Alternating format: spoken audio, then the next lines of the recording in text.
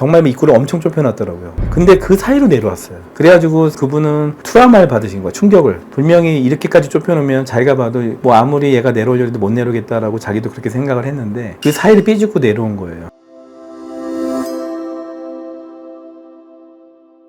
안녕하세요. 산태도 의사 원영석입니다. 요즘에 제가 환자분들 꾸준히 상담을 하고 있는데 아직까지도 좀 몇 가지 문제에 대해서 다른 병원이랑 이렇게 비교하시면서 의문점을 계속 말씀하시는 경우가 많고, 오늘은 한번 진짜 자궁탈수를 하는 방법이 사실 몇 가지가 있지만 저희 병원에서의 방법이 왜 중요한지를 한번 좀 설명을 해드리려고 해요. 이거는 어디까지나 저희 방법이 최고다, 무조건 좋다가 아니라 환자 입장에서 생각을 해야 되거든요. 결국은 자궁이 내려와서 이제 놀라는 것도 있지만 이 자궁이 내려오면서 생기는 여러 가지 불편함이 있어요. 피도 나올 수 있고 소변도 불편하고 심리적으로 불안하고, 그다음 이런 것들을 해결해주는 쪽으로 가야 되는데 자꾸 의사 입장에서 너무 쉽게 자궁을 적출하면 된다, 간단하게 질벽을 좀 잘라내서 좁히면 된다, 이런 식으로 이제 설명하는 거에 또 많이 비교를 하시더라고요. 그래서 근본적으로 어떤 차이가 있는지를 한번 다시 설명드리는 그런 기회를 갖고자 합니다.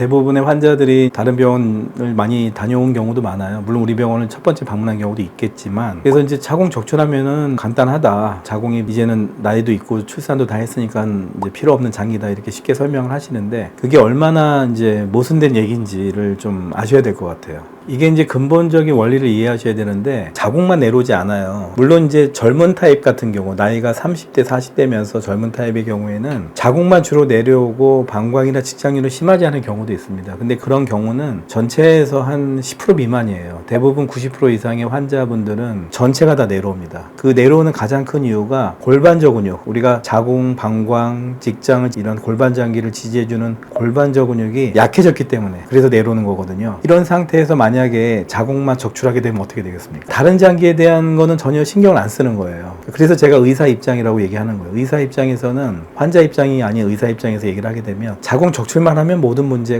해결되는 것처럼 말씀하시는 경우가 많아요. 그런데 자궁을 적출하게 되면은 나머지 장기들은 그냥 남아있는 거예요. 그리고 골반저 근육이 해결이 안 된 상태이기 때문에 나머지 장기들은 계속 내려오는 거죠. 자궁이 없어지면 장이 내려오거든요. 그래서 장이랑 방광이랑 직장이랑 또 같이 내려오는 그런 재발률이 상당히 높습니다. 그래서 의학적으로 평균 30%라고 하지만 그거는 평균일 뿐이고, 저희 병원에 오시는 경우는 이미 자궁탈이 2도, 3도 정도 되고 방광류도 2도, 3도 되거든요. 이미 진행형이기 때문에 그런 정도로 진행된 상태에서는 어느 정도 골반저 근육이 많이 손상이 된 상태로 오신 거예요. 그렇기 때문에 자궁만 제거해서는 근본적인 문제는 해결이 안 되고 오히려 다시 재발될까봐 걱정하시는 경우가 상당히 많아요. 실제로 물론 저희 병원에서 10명이 수술 상담을 했다면 10명이 다 저희 병원에 수술을 하지는 않겠죠. 여러 가지 이유 때문에. 뭐 어떤 데는 뭐 무조건 큰 병원 가야 된다, 어떤 데는 뭐 여러 가지 또 비교도 하죠. 그래서 이제 가시는데 그분들에게 한번 저희가 이제 좋아졌는지 한번 전화를 하거든요. 전화를 해서 응답을 들어보면은 돌아오는 대답이 되게 우울해 하세요. 우리한테 충분히 설명을 들었음에도 불구하고 개인적인 사정으로 이제 다른 병원에 수술을 했는데 그 결과가 어떻겠냐 했더니 만족도가 상당히 떨어집니다. 그리고 다시 내려올까봐 걱정을 하고 사세요. 우리가 수술하는 목적이 다시는 이런 자궁이라든지 방광이나 이런 골반장이 내려오는 거에 대해서 전혀 신경을 안 쓰고 남은 여생을 운동도 하고 싶은 운동도 하고 여행도 다니면서 소변 문제 신경 안 쓰고 사는 게 목적인데 수술을 했는데 계속 걱정하고 있는 거예요. 그만큼 그분들은 뭔가 자기가 느껴요. 아, 수술을 했지만 해결이 안 됐구나. 그러니까 수술을 했는데 계속 걱정을 하고 사시는 거예요. 왜? 수술했는데 근본적인 문제가 해결이 안 됐으니까.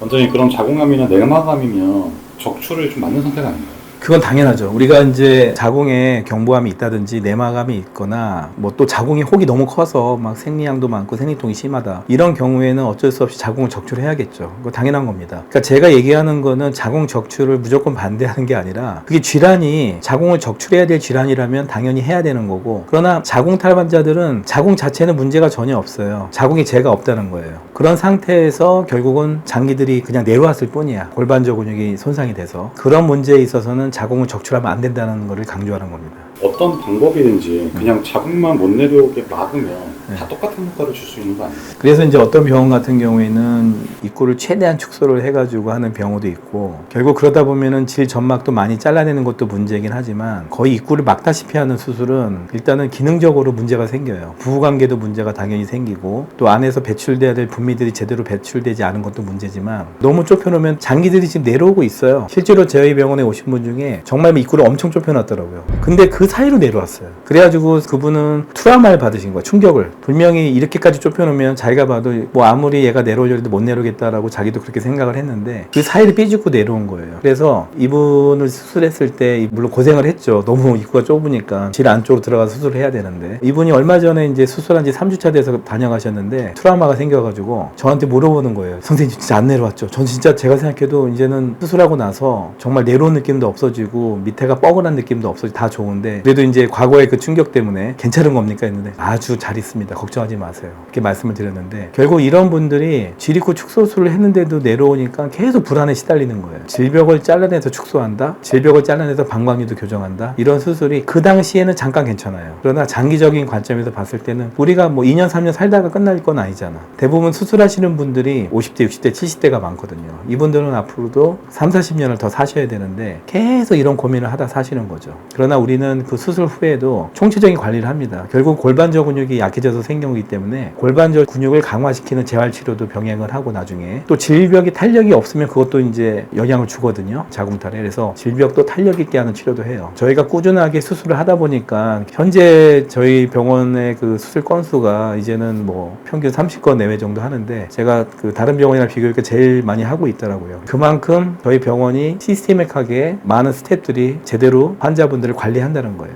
우리가 수술하는 방식을 어떻게 할 거냐를 선택하는 것도 중요하지만 그 이후에 어떻게 관리를 제대로 해주는지도 잘 따져 보셔야 돼요. 그럼 이제 원장님께서 이 산뜨드사 유튜브를 계속 이렇게 하시면서 자궁탈 수축 관련된 내용들을 말씀드리는 이유가 있을까요? 환자분들이 분명히 그 당시에는 충분히 이해한 것 같고, 이 병원에서 꼭 수술해야겠다 하다가도 막상 돌아서면은 이제 특히 귀가 얇으신 분들은 아닌가 막 이렇게 혼동하시는 분도 있고, 주변 분들 뭐 자식도 있고 뭐 친척도 있잖아요. 또 그런 분들이 뭐 얘기를 하면서 이렇게 흔들리는 경우가 있어요. 제가 꼭 이분들을 꼭 무조건 붙잡아서 우리 병원의 매출을 올리자 그런 것이 절대 아니고, 이분들이 결국은 잘못된 수술을 선택을 해서 나중에 그 후유증으로 많이 고생하는 거를 제가 많이 듣거든요. 그렇기 때문에 이거를 한 번 얘기하면 안 되겠구나.